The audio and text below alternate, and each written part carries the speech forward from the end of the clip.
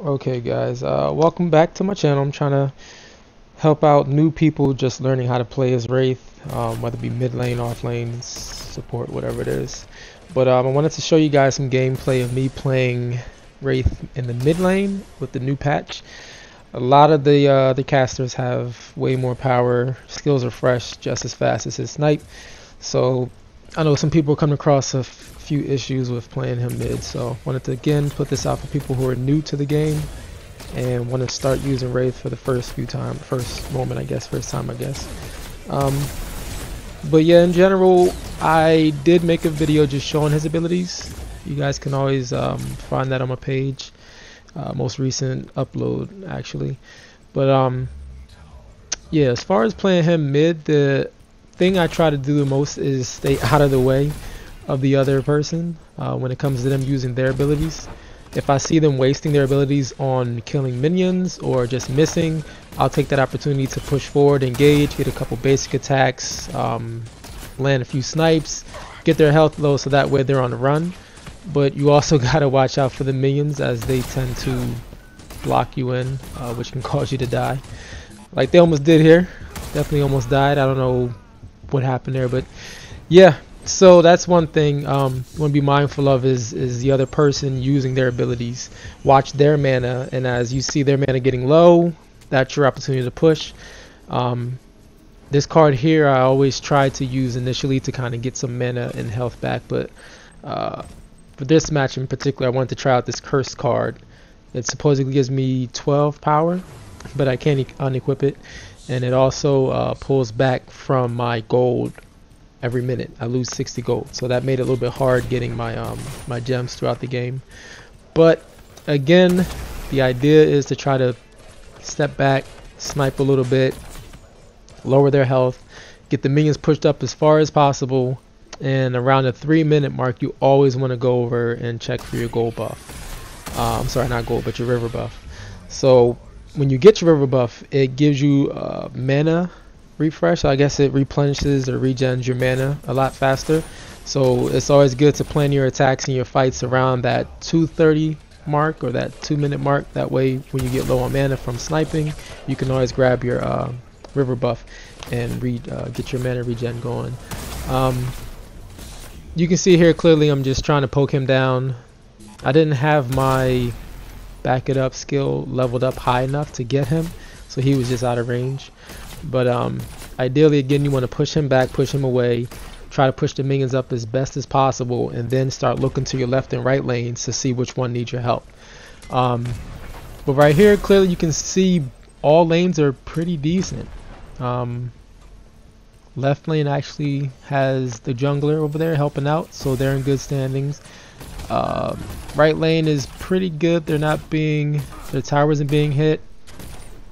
Now that, if I had men, I could have got that kill. But so now again you see me, I'm trying to push up the lane as best as possible so I can then go over and help out right lane. And left lane again has the jungler over there, so they're pretty good to go. But when you are playing Wraith, that's another thing to keep in mind, is when your mana gets low, you're basically vulnerable. You can't use the back it up skill, you can't use your alt and go invisible, so you kind of have no escape if the jungler comes out and tries to gank you mid lane or something. So if you're not in a good position, you might want to consider recalling back to the base when you run out of mana, just as Wraith in general. His basic attack is faster with this patch, but it's not necessarily stronger, so got to kind of balance that out.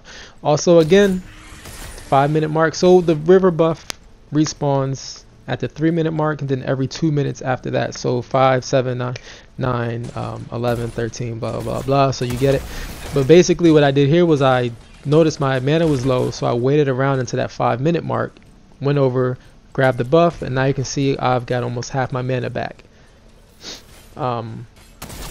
And in case you guys didn't see that little blue arrow on the ground, that tells you the extent or the range of your ability. So you can see it's a pretty far cast for his snipe. Another thing, when you are playing as Wraith and someone's pushing your tower, it is kind of good to back up as far as possible.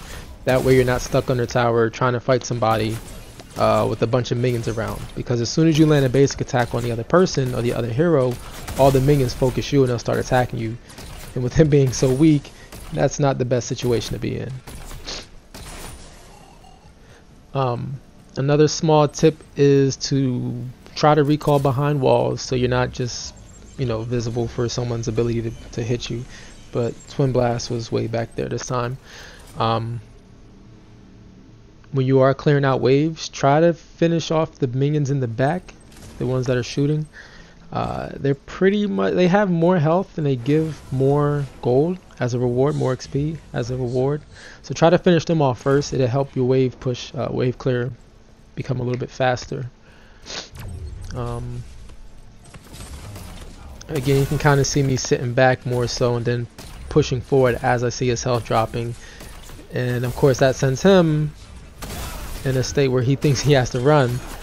And luckily my jungler came over to show up and try to support and give some help. But I got that kill right before he landed his ability.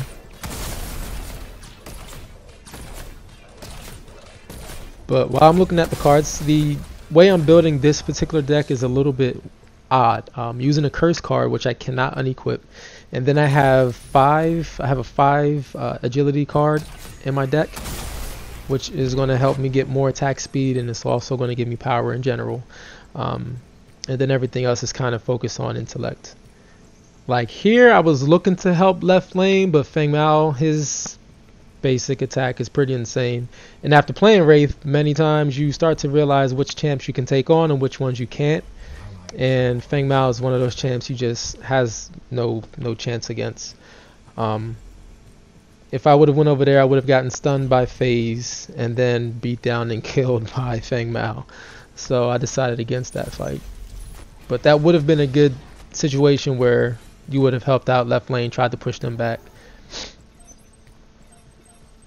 And also you want to try to use your comms to notify your left and right lanes as much as possible when your enemy is missing, when somebody's going that way, especially if you're not going to be able to go over there and help out. That way they at least know, okay, let me back up, let me retreat, because enemies are showing up.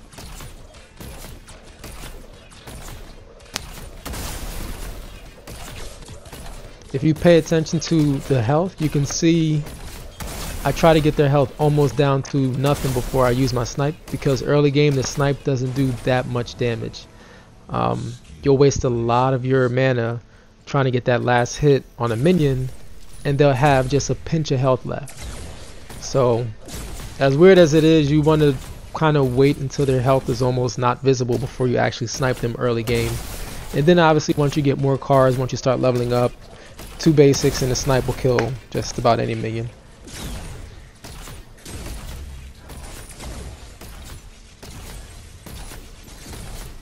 And whenever you are actually pushing the tower mid lane, you always want to be very careful, because you're vulnerable. You can get jumped from the right side if the enemy comes through their own jungle, or you can get jumped from the left side, which you see here. They tried to come through. But you can also get jumped from that left side there.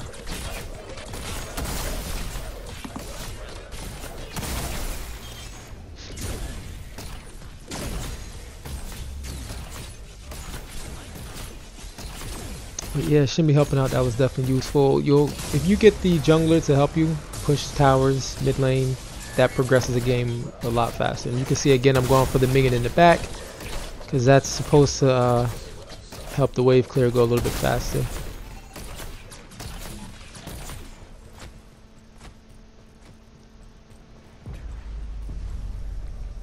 And you see right lane, the enemy is actually pushing up towards the tower.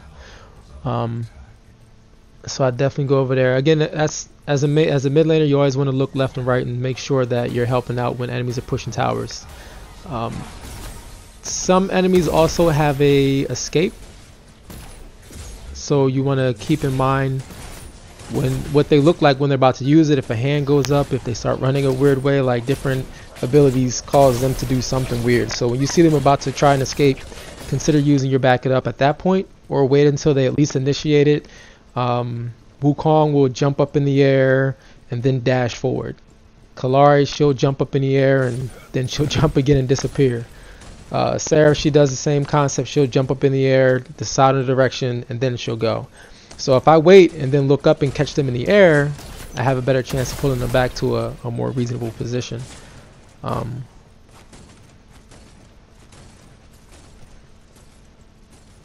then you can see rotating lanes is also helpful. Shinbi was covering mid lane while I was helping push right lane. So that's like a team focused thing. Like being in the solo queue, you might get people who aren't really familiar with rotating lanes. Rotating lanes just simply meaning, hey, when I go to the right, somebody cover the mid. If I'm going left, somebody cover mid. If we're all, if we're needing help, somebody's going to have to move out of their lane and go help out. That was an example of just bad positioning on my part, which again, as Wraith, he's very, very, very weak when it comes to his health. So 2v1, 3v1, there's really not much you can do. You're not going to get out of that alive. But here what I'm trying to do is get a little bit more cards with power, since I got the curse card that sticks with the 12. And then I have 2 more slots to try to get a little bit more power. So as the game progressed, I eventually had 3 cards with power. The curse card, one of them was the agility. I think it was 5 agility. And then I just switched that last card on the right out to whatever I had enough points for. The most points I can get, basically. But again, mid lane is pushed up. If you see on the map, the minions are way up there by the tier 2 tower of the enemy team.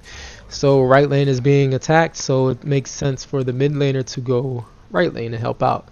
I know when I first started playing the game, I didn't really know where to be. So I would always ask, if I was online with my friends, I'd always ask them like, hey, do I go left, do I go right, do I stay mid, where do I go? But now, like, you can see it's a little bit more obvious. They're having trouble right lane, so let me go right lane. Typically you don't want to ever come up behind enemies like that, but since Chimera was doing his little jump thing, that gave me a chance to engage. Of course, I missed my snipe, which could have been an easy kill.